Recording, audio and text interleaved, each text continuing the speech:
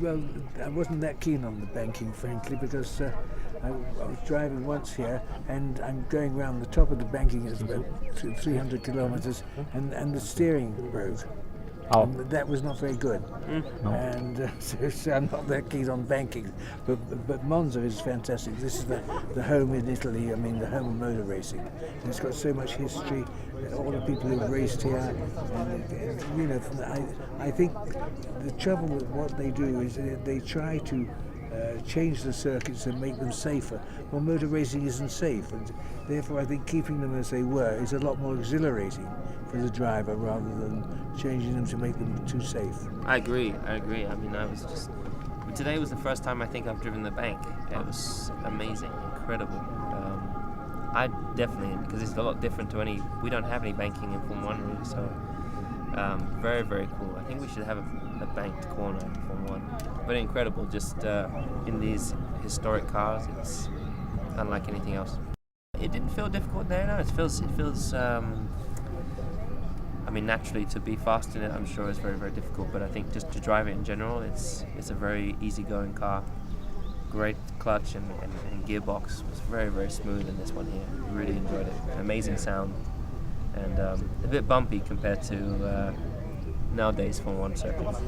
Well, bravery and stupidity are very closely related. And if you do certain things at one time, it might be brave, whereas another time it'd be stupid to do it. But I think the great thing about motor racing with difficult circuits is that it allows drivers with the greater ability, like Lewis and so on, to be able to ignore that and not take any notice of it. I think bravery has a different meaning today as it did in Sir Stirling's day.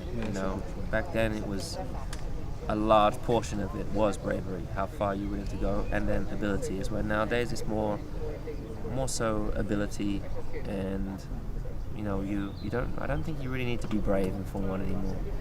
Whilst it still is dangerous, I don't think you need to be. You don't need to be heroically brave like they did. They were. Absolutely, But it's easy for us to say now, but back then that's all you know. It's like just today, it's all we know. Maybe in 50 years, it's going to be. You would have liked racing on roads and so on. I would have. I would have liked. Close to your era. Yeah, I like even Senate. My favorite cars were kind of the mid to late 80s. Yeah. Because they're fast, but they were still they were still a little bit unsafe. Obviously it's still unsafe, and it was just a kind of nice mixture. I think. At your time, probably just too dangerous. Yeah, well, the trouble in my time, really, more than anything else, was the materials were not good, and therefore we had a lot of breakages, which is not the driver's fault, Yeah. And that was, I guess, causing a lot of deaths back then. Yeah, exactly. 3 or 4 drivers a year. Wow. Because of something that wasn't their lack of ability. Yeah.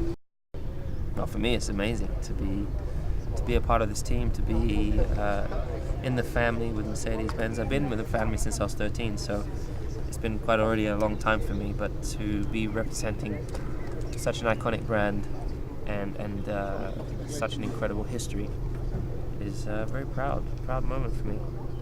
I'm at the pinnacle stage of motorsport, but also of my career, and to be doing it with Mercedes is just the greatest feeling.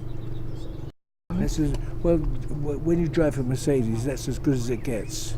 I mean, in every way, not only the mechanics, but the team managers, and all the things that go on, and the 2 things that ever happen. I mean, I was driving this car once.